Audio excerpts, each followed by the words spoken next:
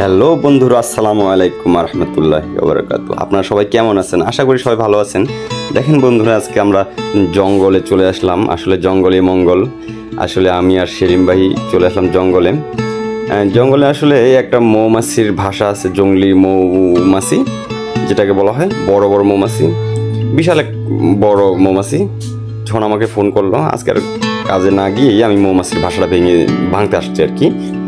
তো এসে দেখি যে অনেক বড় বিশাল আকার মৌমাছির ভাষা। তো ভাবলাম যে এখানে কমপক্ষে 5 থেকে 7 কেজি মধু হবে, কিন্তু ভাষার আকার যে বড় ছিল, অন্তত আমরা 30 কেজি মধু পেতাম।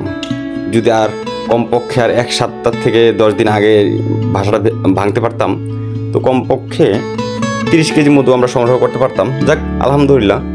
তো এখন দেখেন, আমি উঠলাম গাছে, এই যে ভাষাটা ভাঙার জন্য প্রস্তুতি নিচ্ছি। তো এখন মৌমাছিগুলো সরিয়ে দিলাম, বালতি একটা নিলাম, নিয়ে যে এখন মৌমাছির ভাষাটা ভাঙবো। তো দেখেন, আসলে জঙ্গলে যে মধুটা থাকে, এটা প্রাকৃতিক, আমাদের 3 পার্বত্য জেলার সবচেয়ে ভালো মধু বলে। তো দেখেন কত সুন্দর, আল্লাহ তাআলার কি নিয়ামত। দেখেন কত সুন্দর করে ভাষাটা বাজছে। আমরা আসলে এখানে অনেক মধু আরও সংগ্রহ করতে পারতাম, কিন্তু সংগ্রহ করা হয় নাই এই কারণেই যে আপনার ডিম, লার্ভা, রেনারকেল হয়ে গেছে। তো মানে ডিম, বাচ্চা, আবার বাচ্চা বড়, এরকম হয়ে গেছে, তাই আমরা নিতে পারতেছি না। এই যে মধু আমাদের নেওয়া শেষ, আমরা অলরেডি নিচে নামতেছি। এই যে নেমে গেলাম। দেখেন আমার পোশাকটা খুলতেছি আমি। তো এই যে মধু দেখেন কত সুন্দর মধু। অল্প, বেশি না, আনুমানিক 8-10 ইঞ্চি শুধু যেখানে মধুর থাকে ওইটাই নিছি আমরা। দেখেন কত সুন্দর মধু, আল্লাহর রহমতে। দেখেন, দেখতে থাকেন এই যে মধুগুলো। তো এখান থেকে কেটে কেটে ওনাদেরকে দিচ্ছি খেতে, ওনারা হাতে নিয়ে নিয়ে খাচ্ছে। আমি একটু রেস্ট নিচ্ছি, আমি ঘেমে গেছি, অনেকক্ষণ ধরে গাছের উপরে ছিলাম। তো মধুগুলো এখন সংগ্রহ করতেছি। তো আসলে এটা যেহেতু আমাদের জঙ্গলের মধু, তো 1 নম্বর মধু, এই মধু পাওয়া যায় না সচরাচর। তো আর মধুগুলো এখন বিভিন্ন ফুলের মধু, তো এটার প্রচুর গুণমান অনেক ভালো। তো আপনারা দেখেন, দেখতে থাকেন। দেখেন কত সুন্দরভাবে ভাঙতেছি। দেখেন কত মধু, দেখেন কত মধু, সুন্দর মধু। এই যে চিপতেছি, এক চিপে মনে হচ্ছে যে 1-1.5 কেজি মধু হয়ে যাচ্ছে।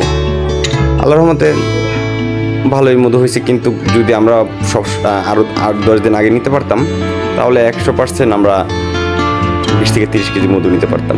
আরও সমস্যা হলো গিয়ে, এখানে চিল আসে, চিল বা কাক এসে ওই ভাষার ভিতরে আক্রমণ করে মধু খাওয়ার জন্য। তখন এই মৌমাছিগুলো উড়ে এখানে যারা বসত বাড়ি আছে যাদের, ওনাদের আক্রমণ করে, ওনাদেরকে মানে ওল দেয় আর কি, কামড় দেয়। এই কারণে ওনারা বলছিল যে মৌমাছির ভাষাটা ভেঙে ফেলে দিতে।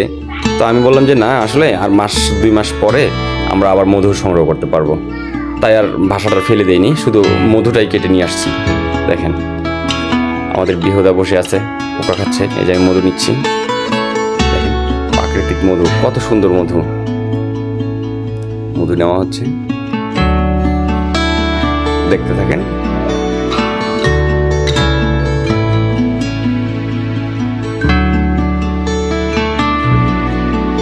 আমরা মধুগুলো নেওয়া প্রায় চিপে নেওয়া শেষ অলরেডি।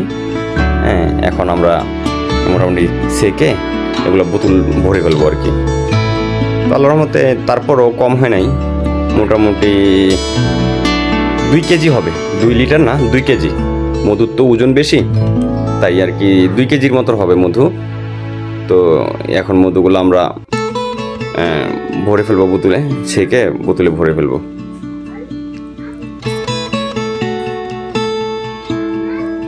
যে বোতলে ভরা হচ্ছে এখন। দেখেন কত সুন্দর মধু। আসলে এক হাতে তো আমি ছেঁকে এবং মধু নিয়ে পারতেছি না। তারপর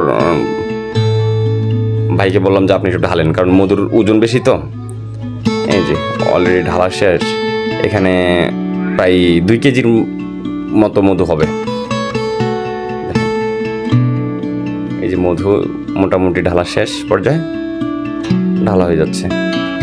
আসলে মধুগুলো অনেক গাঢ়, তো তাই ছাঁকনির ভিতরে আঙ্গুল দিয়ে নাড়া দিয়ে আপনার ছেঁকে নিতে হচ্ছে আর কি।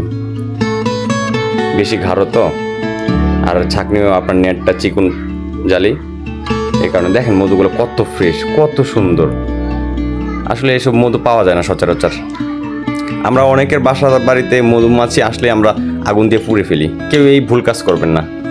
কারণ মৌমাছি যদি পৃথিবীতে না থাকতো আমরা বাঁচতে পারতাম না। হ্যাঁ, আমাদের ফলন ভালো হতো না, কারণ ওরা পরাগায়ন করে। ফুলের এক ফুলে বসে আরেক ফুলে বসে, এভাবে বসতে বসতে পরাগায়ন হয়, আমাদের ফুল ফল এগুলো সব ভালো পাই আমরা, তারপর মধু সংগ্রহ করতে পারি। আমরা হয়তো বা কী করি, আমাদের বাসায় মাছি বসছে, কেন বসলো, আমাদের বাচ্চারে কামড় দিবে, ওকে কামড় দিবে, কিন্তু না, ওরা কাউকে ডিস্টার্ব করে না। আপনারা যদি ডিস্টার্ব না করেন, ওরা কখনো আপনাকে কামড় দেবে না। চাইলে সবাই আপনারা বাসায় সাধারণত অরিজিনাল মধু খাওয়ার জন্য একটা বক্স ব্যবহার করতে পারেন, এটা অনেক উপকার আসবে আপনাদের। বা ফলের গাছ ফুলের গাছ থাকলে আপনাদের পরাগায়ন হবে, ফুল ফল ভালো আসবে। দেখেন উনি খাচ্ছে, ওফ কি মজা, চেটে চেটে খাচ্ছে। দেখেন কত সুন্দর মধু। এখন মধুগুলো ঢেলে ভাইকে দিচ্ছি কিছু, আমি কিছু নিয়ে আসবো।